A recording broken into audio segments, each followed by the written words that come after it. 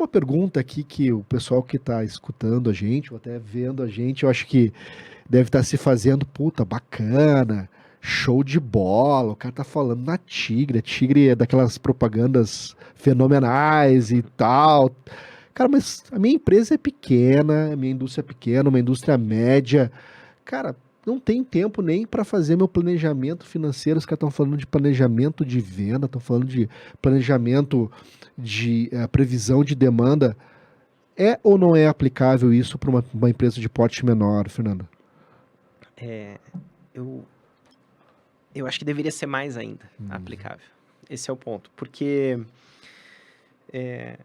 conversando contigo no passado, né, como é que você me falou a respeito do negócio da Easy, né? Você falou assim, olha, se você tem uma empresa que tem problema de vendas, de caixa ou de estoque, a gente é a solução, né?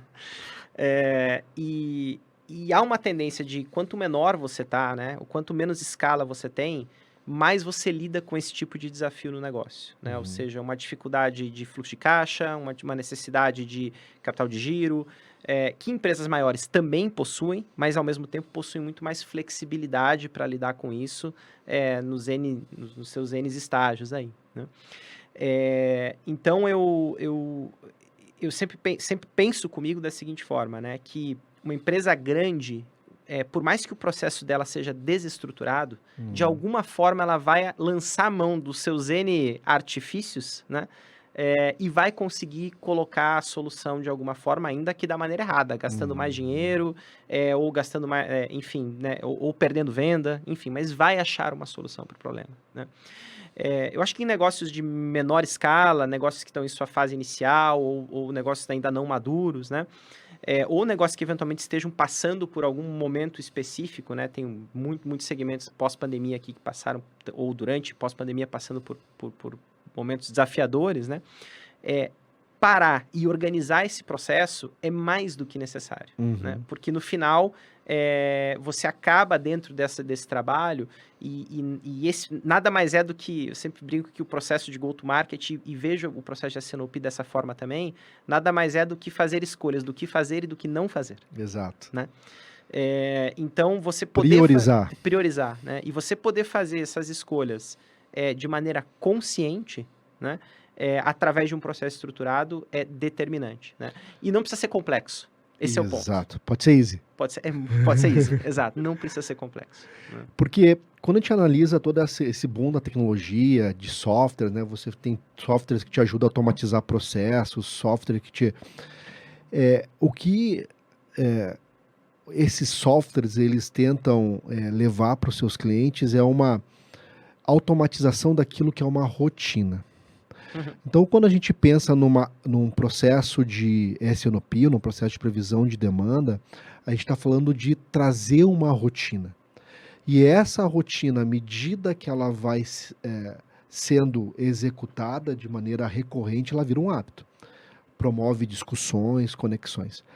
Quando a gente olha uma empresa grande como a Tigre, por exemplo, eu imagino que ela deve ter diversos softwares que talvez não estão conectados e não se conversam, que você precisa utilizar para poder gerar informações, e aí você... Né? Então, quando a gente traça uma empresa menor, e essa é a nossa proposta, trazer esse método, trazer esse hábito de uma maneira mais simples. Então, como funciona isso numa empresa grande e como poderia ser numa empresa menor? Não, legal. Sem dúvida, né? Numa empresa grande a gente lida o tempo todo com uma infinidade de ferramentas, né? Que passam entre elas por Excel, né? Naturalmente, né? Não que isso é a saída e a entrada. Exato, você acaba lidando bastante com Excel, né?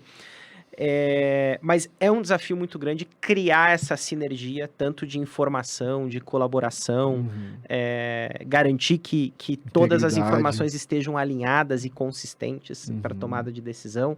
Quando você usa dados externos, garantir que esses dados externos estão num formato palatável, adequado para você trabalhar dentro do teu processo interno, né? Estruturado, enfim. Então, a gente tem sempre um trabalho prévio para organizar esse processo de conectar as coisas, né? Mas quando a gente vai para um negócio de menor escala, né, eu acho que esse desafio também existe, né? Mas ele talvez em escala menor, mas com uma quantidade menor de recursos para resolver o problema. Sim. Então, buscar ferramentas, buscar formas de tornar esse processo mais fácil, na minha visão, ele é determinante para assegurar a qualidade do processo. Né? Como que isso pode funcionar, né? Eu vejo N formas disso funcionar, né? Naturalmente, a forma mais óbvia é você conseguir ter uma visibilidade do que você tem de informação histórica de vendas e com base nisso você conseguir projetar o teu futuro, né? E para isso, se você tiver algum sistema de faturamento, ele é mais do que suficiente, né?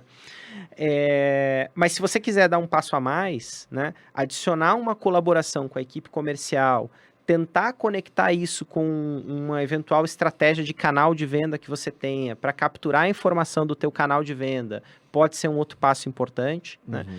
Para obter esses dados e conseguir ter previsibilidade. Então, de maneira geral, existem N possíveis caminhos. O único caminho que eu acho que a gente não tem como evitar é conseguir estruturar os dados numa plataforma que te permita olhar para aquilo com qualidade de discussão. Para você focar a discussão aonde? Na exceção, na oportunidade e na dificuldade. Se você gostou do vídeo, não esquece de compartilhar, nos seguir nas redes sociais HK360 e Easy360. Todas as informações estão aqui embaixo, na descrição. Até o próximo vídeo.